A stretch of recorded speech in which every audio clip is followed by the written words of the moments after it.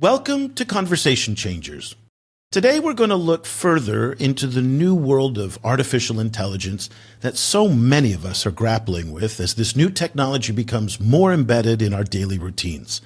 The speed that large language models like ChatGPT and Claude can generate information and digest huge quantities of data and turn it into something useful is just mind-boggling. I mean, for me personally, I'm using it constantly in my own production company to do financial forecasts, job descriptions, search engine optimization enhancements, site maps. It keeps track of what our competitors are doing. We've built AI agents to do complex information sourcing and translations, and the list of tasks grows every day. The one thing we don't do, though, is use AI to create content. Videos, pictures, and especially text articles.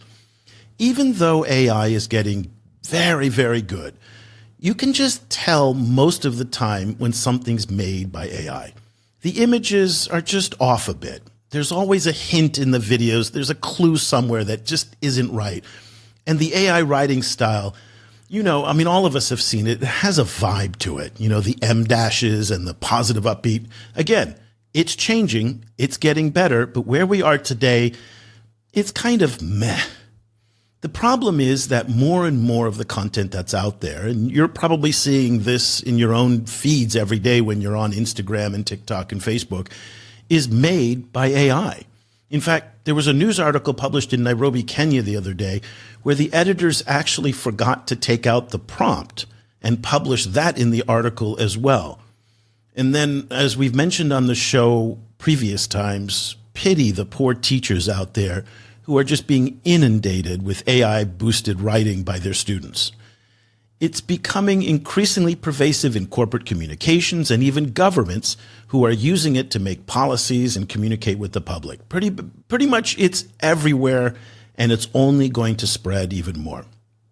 The problem here, though, is that when it comes to creativity, AI is certainly good, but it's not great. Also, let's not overlook the real problem of hallucinations, where the AI just randomly makes stuff up and does so with so much confidence, making it hard for us to tell what's real and what's fake. This is all contributing to a new crisis for the AI companies who are running out of data to feed their language models, and now it's becoming like the snake that's eating its tail, where the AIs are gorging on their own content. And that's going to do bad things to the quality of the output that comes. It's just things are going to get worse. So today I'm thrilled to have the chance to explore the intersection of AI and creativity with a pioneer in this space who's been thinking about this for years. Micaela Mantegna is an internationally renowned lawyer and activist for her expertise in digital ethics and the complex relationship between artificial intelligence, creativity, and copyright law. She was included on this year's Latin America Report's list of top 15 women in tech in Latin America. And in addition to being a Salzburg Global Fellow, she is also an affiliate at the Berkman Klein Center at Harvard University and serves on Chatham House's Responsible AI Task Force. Micaela, welcome to Conversation Changers, and a very good morning to you in Argentina. Thank you so much, Alex. It's a pleasure to be speaking with you. It's wonderful to have you and to dive into these very complex topics. Again, you've been thinking about this for a long time, even before AI and ChatGPT and all of this was at the top of our awareness right now. I mean, you wrote the book, Creativity, Artificial Intelligence, and Copyright, back in 2022. And that, again, I don't even remember thinking about it back then, but clearly you saw something that most other people didn't. Let's first dive into this question of AI and creativity that you explored in the book. What are the key considerations that we need to think about in this new era where machines are taking other people's ideas to create new content? What should we be thinking about in this realm? Oh, where to start? Because there's so much to cut through. I think one of the first things that maybe we just kind of like move from the road is like people tends to think about this conversation as in a binary. It's like AI against creativity, and everything that is coming from AI models is plagiarism, technically.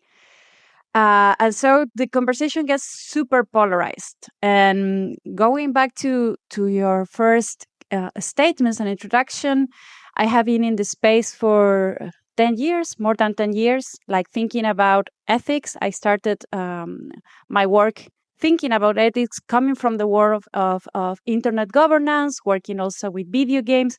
So there are a lot of like different areas of my research that are coming together. So my perspectives are kind of like sometimes kind of like out of the box of the ordinary conversations. And one of my concerns is to understand and to able to translate how these bigger pieces connect together. And I'm thinking about it because you were saying like, oh, you were writing this way ahead. And I think it's really important not just to stay grounded in the conversations today, but also keep a little bit of attention on how things can evolve in the future. Because I was hearing you saying about the content is meh, and it reminds me a conversation like it was not so long ago where people was like, oh, creativity is a human trait. It's never going to be replaced. Machines cannot draw hands. And all people were like laughing and sharing pictures on the internet, or all the horrible mistakes that AI and the artifacts, which are kind of like these residues that AI does, that are kind of like the telltale signs of AI. And in a few months, that kind of like evolved super quickly. And we are not talking anymore about how AI cannot draw hands. And for me, in this kind of like many years, I have seen kind of like the curve from the inside, like going from, I remember like people present me in my lectures, like saying, oh, we're going to talk about something that is sci-fi. It was like 10 years ago, it was like, this is not a topic. This is not something, AI is like some kind of like eccentric topic to talk at a conference. And kind of like, I joke about, Cassandra from the Greek myth, that she can see what is coming and tells people, and this is going to be on fire. But the curse part of the prophecy gift is like, nobody's going to believe you.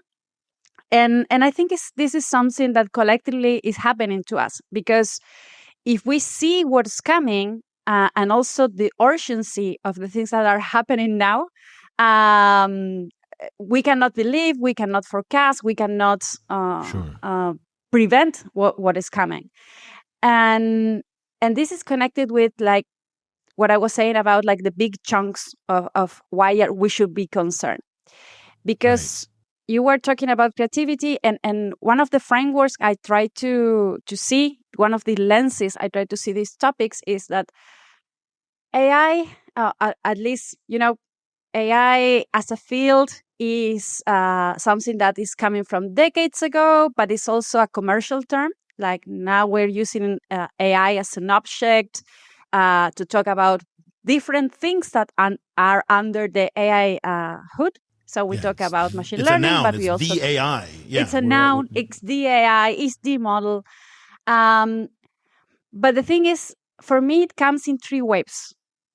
First, it tried to mimic intelligence, which is like we kind of like, when we talk about this, we think, oh, creativity, intelligence, they are kind of like things and attributes that are exclusive to humans.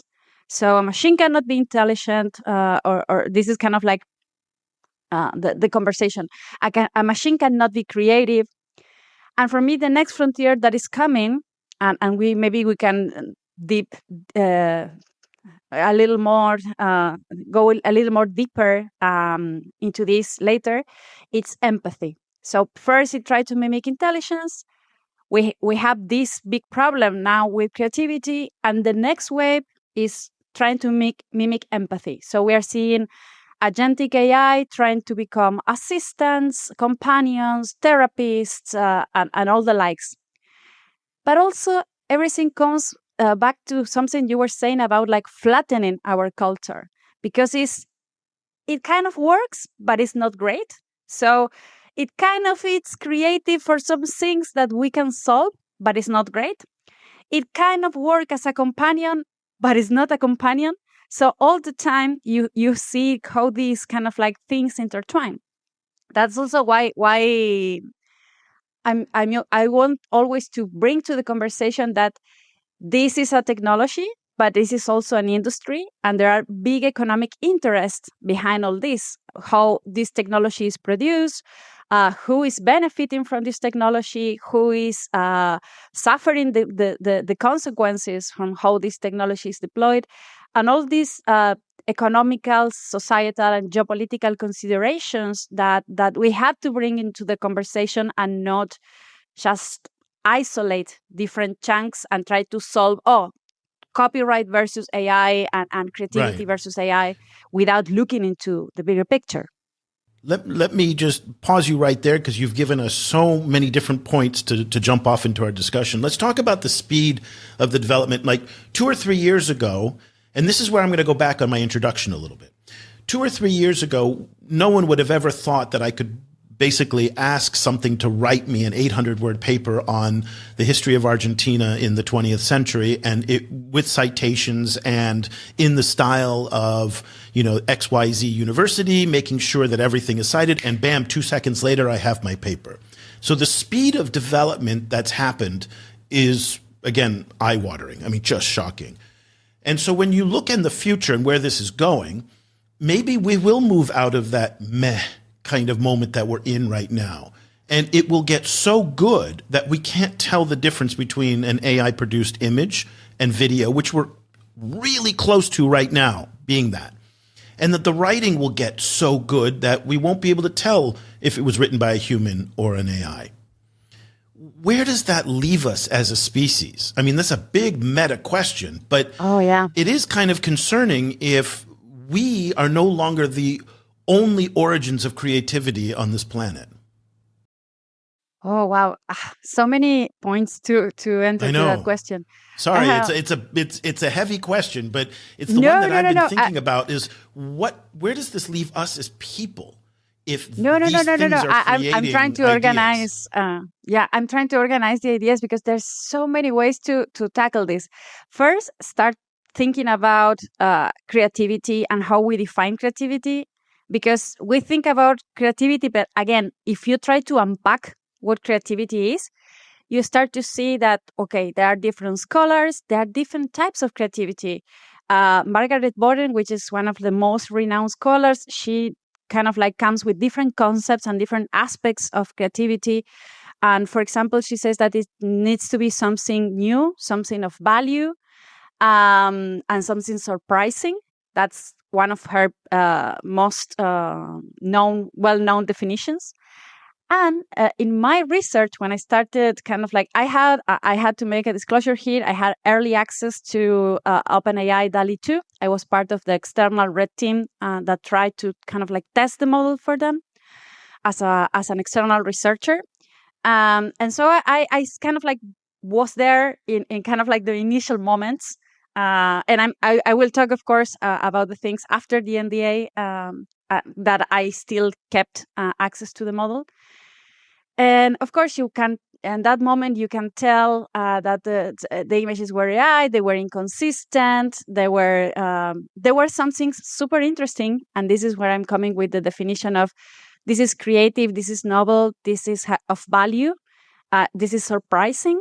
And I did some experiments with that. I created, for example, with a well-known example as the Mona Lisa, and trying to create something in the style of. So I was prompting the model, trying to limit my input as an operator in a way of the machine, and limiting my input and trying to come with prompts just saying Mona Lisa in the style of. And I was trying like different styles, different artists. So it was really good at bringing like the lenses, like the styles of different artists. Styles are unprotected by copyright law, which is one of the big chunks of the debate here. But also it came with some surprises. And while I was testing the model, because one of the things is like they are very literal in a way that sometimes some word is banned and you cannot use it when they are trying to build the kind of like the safeguards for the model. But you can find some workarounds to name a thing without naming it. And I remember I created this prompt that was calling the search for the she spot. So again, I was not talking any kind of like noun that was on a list of banned words, but I was using a word that could have in the Latin space some related content. And the interesting thing for me, I cannot show you the picture, but I can send it later, is the set of images that came out from that, where one that was resembling, this was Midjourney, it was resembling a female body, but it has like a Google Map marker on top of the body, superimposed on top of the body. And it was like a really interesting, because if you think about the she spot, kind of like the model made a connection, and I'm using this as a linguistic shorthand, because it's not assigning. I don't like to anthropomorphize models, but it's more comfortable linguistically to talk about like them in a way with air quotes. But the model came out with this very interesting image. And for me, and I have this in kind of like my keynotes and my lectures for my students, it's like, it's like kind of like that moment, like, okay, if I go back to this definition of creativity, is this new? Is this surprising? I found this of value, which we can, again, talk a little bit about. Is aesthetic value, is economic value? What kind of value was Margaret Boden talking about? But for me, that image came as a surprise, came kind of like a inflection point in the way I was kind of like researching the topic. Kind of like digging in my research, I found that Alan Turing wrote a paper, well, in his most famous paper, he wrote a part that he was like quoting Ada Lovelace, and there was like the constraints of machines to create something new. Because the question of machines and creativity, we think it's something new, but it's not. And in the book, it's fascinating because I found examples of like, of course, not digital, but mechanical, but automatas that were created to create music, to create writings and drawings, and way back before we have any means of computation. But the thing that Alan Turing was referring to Ada Lovelace about creativity is that he thought he had a very interesting way of thinking about human creativity and the limits of a machine to create beyond the constraints of their programming. And Ada Lovelace was saying, a machine does everything I want the machine to do, and they cannot create or do anything beyond that limit. But Alan Turing was saying, like, the machine is capable of infinite permutations. They can do so much more. But I, as a human being, I'm flawed. So surprise is a glitch of being a human being. Right. I'm as a human being. Or I'm some not would say a feature, by the way. Yeah. the infinite permutations that the machine can do. So when a machine surprises me, it's not per se because of the machine is creating beyond their boundaries, but it's because I, as a human, I'm not capable to see all the permutations that the machines are capable of create. Now, when we talk about creativity, and I might sound my 55-year-old self that I am today, but when I go to schools and I talk to young people and I see my son in how he is writing papers, more and more he's going to ChatGPT first, asking it to give him the key points that he's supposed to address. And I see this in my own staff when they're writing reports, they're using ChatGPT to help with that 0 to 1 part of the creative process. That in many ways is the hardest part. The 2 to 99 of scaling up an idea, that's the easy part. But coming up with the original idea is the hard part. And I guess I am concerned that when I see more and more young people who are not developing the skill of coming up with an original idea and instead relying on the crutch of going to Midjourney, going to Sora, going to ChatGPT, Claude, any of these tools to help them get started, I worry if that will dull our senses and our abilities to be creative because we're going to rely on this crutch.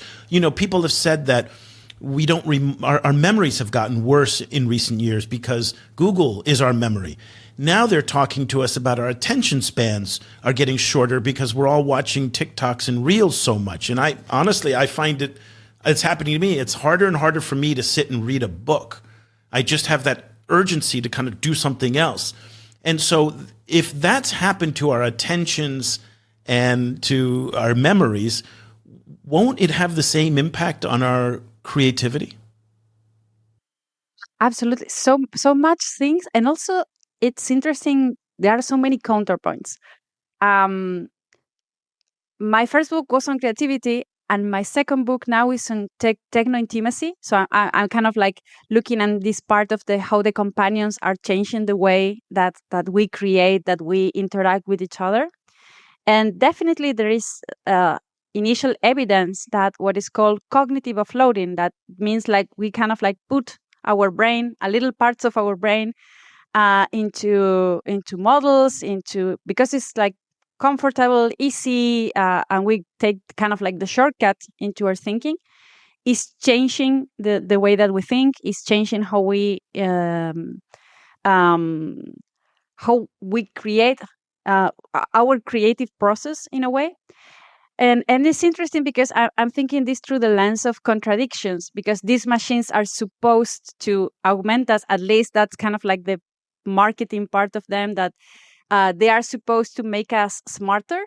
And in a way, they are kind of like dumbing us down, because they are kind of like our atrophy. They are kind of like atrophying our critical skills, thinking skills.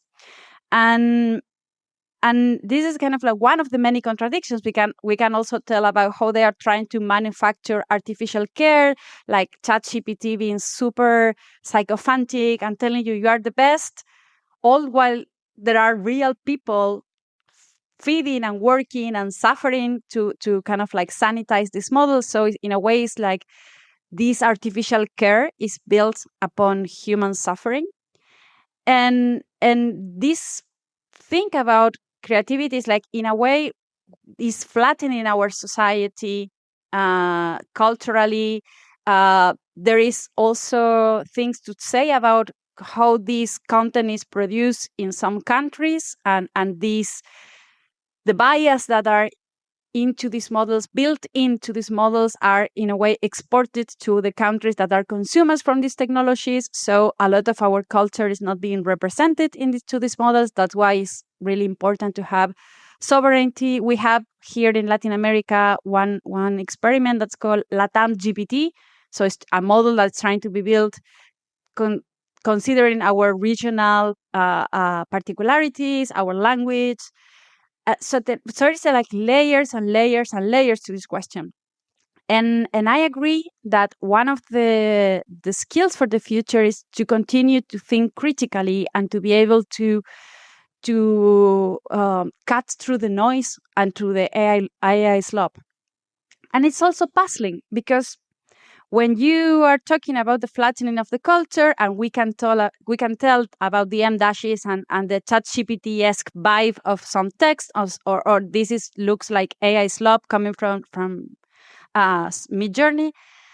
But on the other hand, there are tons of examples where we are at a point that we cannot tell the difference if this is synthetic or not.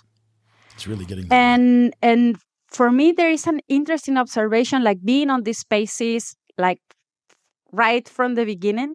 For example, I gained like really early access to Midjourney. So I was like there in the communities, like this more, a little bit as a researcher, but also like an artist experimenting with the technology. And it was really interesting to see that you have a lot of people creating like super dull images and visuals. And of course, like the garden variety of Homer Simpson and the Minions and all the precursors, the proto AI slop. But then you see users that were consistently getting like amazing things. And in a way, I think it's like the same problem with intellectual property, that we try to put everything under the same umbrella, like the big words of arts and the images that you do just to illustrate a post on Instagram. and everything is under the same umbrella of creativity. And it's interesting that in a way we see, okay, this is flattening the culture and everything is kind of like our regurgitation and mediocre. But on the other hand, when you see the critical skills of creativity and thinking and an idea behind that process, the machine can become a tool to enhance that processes. Well, that's very encouraging. So I like the more optimistic view that you have compared to my more pessimistic view. And I think that's important to understand that there is no consensus on this right now. We're running out of time. And what we do at the end of every show is we ask our guests, what part of the conversation do you want to change? So when we think about creativity and AI and the discussion that's happening about it, both in places like Argentina, but globally, what do you want us to think differently about? I have a paper on this. I'm one of the kind of like a voice, one of the minority voices on this, but I want to change the conversation about copyright on AI. Because people tend to think like, oh, we should expand copyright regulation and this is going to protect the artist. And this is a very shallow narrative, because if you see how creative industries work today, they maybe work well for some well-known artists. It's an scenarios where winner takes all, and you have big recording artists with kind of like big fortunes and a lot of artists fighting for scraps. So I want to say that this is a problem that is affecting at every level of society. So we shouldn't just like tackle it from like the copyright perspective. And my way of thinking about this is there are a lot of technical reasons coming from the legal side in which why expanding copyright could be not beneficial for artists, neither for society. It could be detrimental in the open spaces for creativity if we expand this ever-growing notion of copyright.